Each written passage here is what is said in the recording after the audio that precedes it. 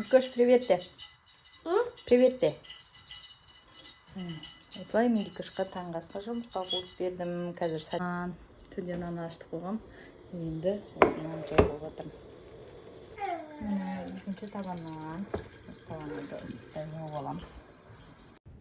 Таңертең біздің бөлмеде ғана ма осылай бомба түсіп кететін. Барлықтарыңызда сондай ма? Шық еткізсең бәрі жинала қалса иә. Осылай жинап қойдым. Санжарикті ұйықтаттым, бесікке бөлеп.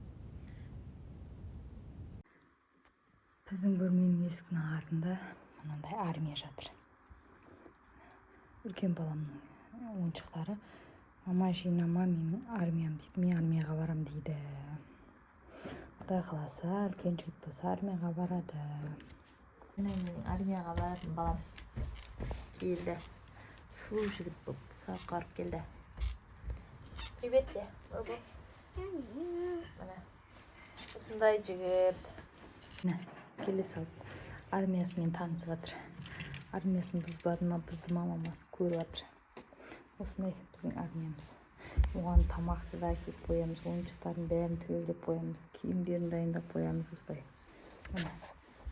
Шешінбей осы армиясын көріп, барлық орындар тұр ма, жоқ па, соны тексеріп жүрген ашықты. Булочка үйлеп қойдым. Енді қазір мен блини пісіремін.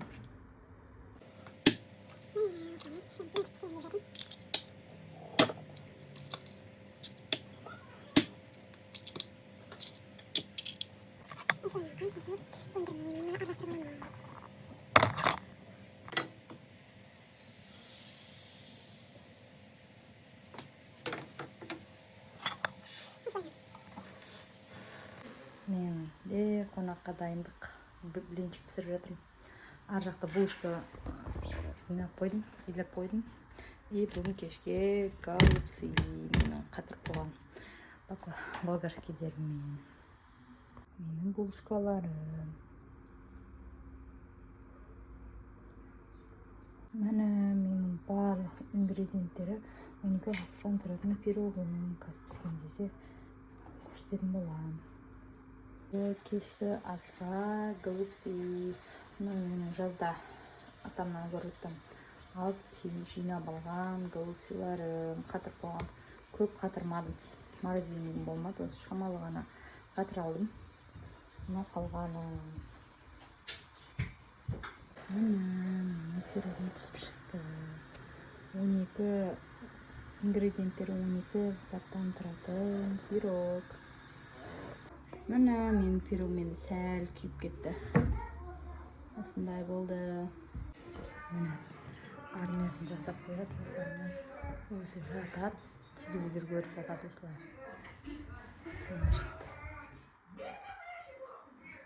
Ар жақта ашылып жатыр.